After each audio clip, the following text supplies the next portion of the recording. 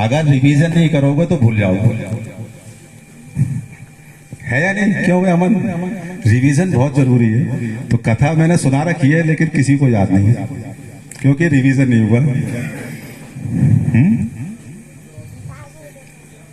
तो राजा जनक विदेह थे, पूरा ब्रह्म ज्ञान भी था उनको, सच्चे जिज्ञासु थे, परमात्मा की तरफ चलते थे। और इसके बाद जितने सांसारिक कर्म जो उनके कर्तव्य कर्म है, जो गीता में कहा है कि मेरे अर्पण करके कर्म कर, सारे कर्म अपने मेरे अर्पण कर दे, वो उसी साथ चलते रहे कि मैं एम्प्लॉय हूं भगवान का, जो मुझे कर्तव्य मिला है मैं उसको कर रहा हूं, और बदले में मुझे अगर मैं अच्छा निकलूंगा तो भगवान अपनी भक्ति प्रदान करेंगे, अपना साहचर्य प्रदान करेंगे। तो ये आपकी चॉइस है, समझ गए ना कि भगवान से आप क्या चाह रहे हैं। तो राजा जनक एक दिन महल था, राजपाट था, सब कुछ था। तो वो क्या समझते थे, ड्यूटी है भगवान की कि भगवान ने मुझे राजा बनाया, मुझे अपने जनता की सेवा करनी और जो ज्ञान बांटना। क्यों मिश्रा जी? मेरा कुछ नहीं है, मेरा कुछ नहीं। तो राजा जनक महल है, राजसी पलंग है, सिंहासन है, उस पर निद्रा में चले गए। निद्रा में जाने के बाद एक स्वप्न आता है, ये वही बताऊंगा कि तुम्हें अपना ज्ञान कैसे होगा। स्वप्न में देखते हैं कि उनके राज्य पर किसी शत्रु ने आक्रमण कर दिया, युद्ध हुआ, राजा जनक हार गए, बंदी बना लिए गए। शत्रु राजा ने कहा मेरी सीमा से फौरन निकल जाओ, और दूसरा आदेश दिया कि इनको जो भी आश्रय सहारा देगा मैं उसको भी फांसी पर चढ़ा दूंगा, और ये सारे वस्त्र आभूषण जो राजा के चिन्ह हैं वो सब उतार। अब वो सब उतर गए, राजा जनक चल गए। अभी क्या देख रहे हैं, ये स्वप्न। उतार के सब चले गए, किसी ने प्रश्न नहीं दिया, भूख प्यास से व्याकुल हो गए, चलते जा रहे हैं, चलते जा रहे हैं, चलते जा रहे हैं। वस्त्र भी मैले हो गए, नींद भी आ रही है कुछ लोगों को, है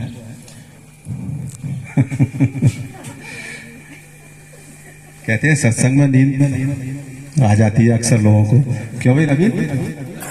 नहीं कहते हैं। और उसका कारण क्या है कि भगवान की व्यक्ति, अब नींद कब आती है? जब आपका दिमाग शांत हो, आपको सुकून मिले। तो सत्संग और भगवान की भक्ति कितनी शांति देती है, तो तुरंत नींद आ जाती है पहले, है ना? क्यों मिश्रा जी?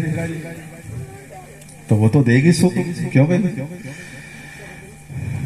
तो अब जब फटे हाल हो गए, वस्त्र भी मैले हो गए, सब राजा जैसा भेष नहीं रहा, भिक्षुक जैसा भेष हुआ।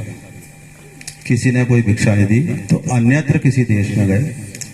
वहां उनको पता चला कोई अन्न क्षेत्र चल रहा है, जैसे हमारे चलते हैं ना, भंडारे हो रहे हैं कहीं अन्न क्षेत्र, लोग है जो जिनको आवश्यकता है उनको देते।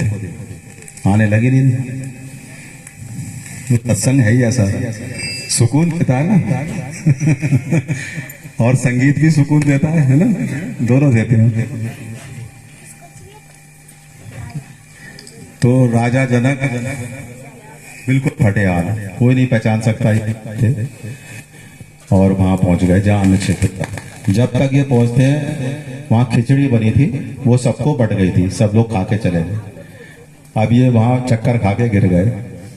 तो जो बांटने वाला था उसको दया आई, उसने पूछा कि देखो भाई कुछ बचा तो है ना?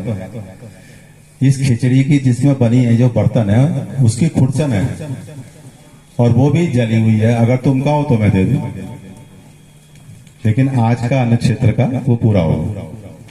राजा जनक बोले लाओ यही दे दो।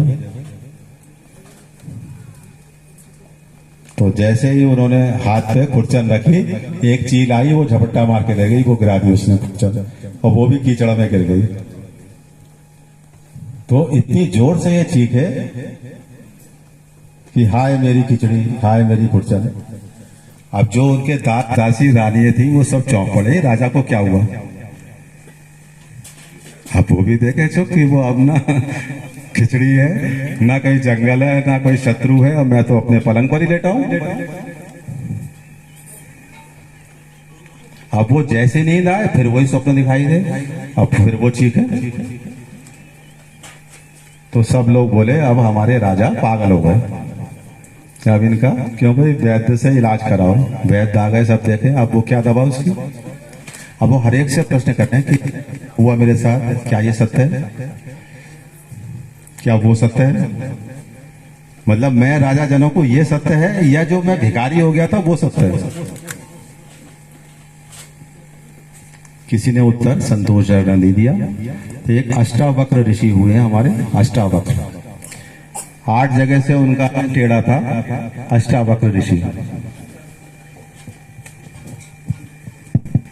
अष्टावक्र ऋषि हुए ब्रह्मज्ञानी। जब वो पेट में थे तभी ब्रह्मज्ञानी थे। अष्टावक्र बहुत बड़े महर्षि हुए। उन्होंने राजा जनक को भी बहुत सारी शिक्षाएं दी। तो एक बार उनके पिता, और ये गर्भ में थे, पेट में, अष्टावक्र ऋषि, तो पिता कुछ सुनाने लगे माता को।